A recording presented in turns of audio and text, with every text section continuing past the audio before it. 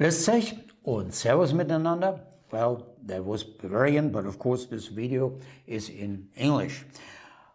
My name is Dieter von Schurer and I'm the owner and manager of the art-artelino company.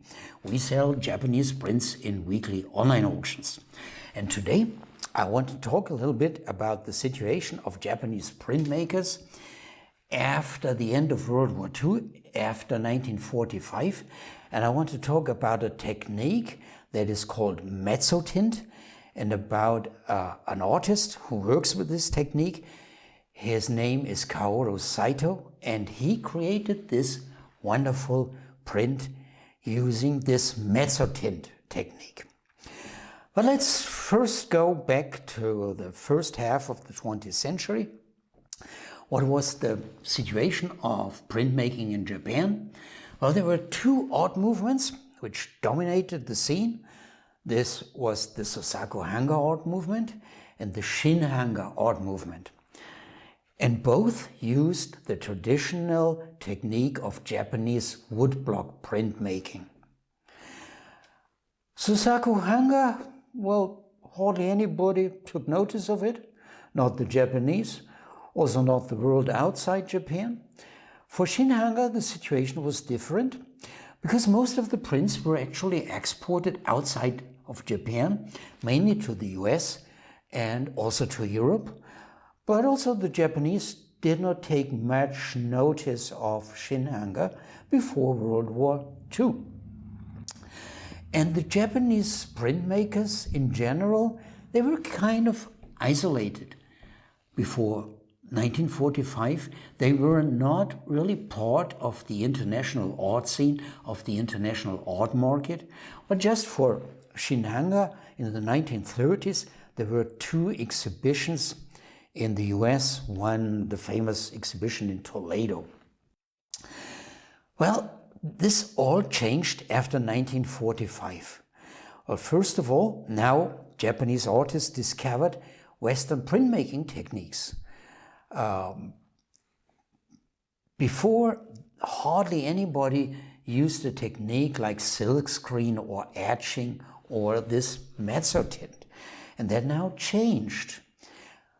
But the Japanese artists did not just try to copy the international art market. They tried to combine their traditional subjects with Western techniques, if they used Western techniques at all, because until today the majority still uses, thanks God, the good old Japanese woodblock printmaking technique. Well, the other thing that changed, now Japanese artists took part in international exhibitions. And there were these famous print exhibitions in the 1950s and 1960s and 1970s in Sao Paulo, in Krakow, in Ljubljana, in Frechen in Germany, or in Tokyo. And to the surprise of the art world, these Japanese printmakers, they fetched prices by the dozens, and they were suddenly in the spotlight of the international art market. Let me try to explain a little bit about mezzotint. A little bit difficult for a Bavarian like me. English is not my national language. Mezzotint was invented by a German soldier as soon as 1642. His name was Ludwig van Siegen, and then the technique was improved by Abraham Bloteling. Sounds a bit Dutch, I don't know more about him. But this technique became very popular in England. It was even called by the French la manière anglaise. Well, how does it work?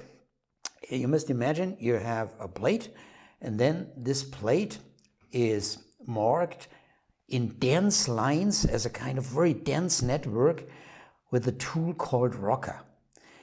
If at that stage of treating the plate you would now pull a print, you would just get a black piece of paper. Okay, and the light tones, they are created by going over the plate by smoothing these rugged lines in the areas where you want to have the color in a lighter tone or no color at all. You could imagine this requires an immense skill to produce a print like this.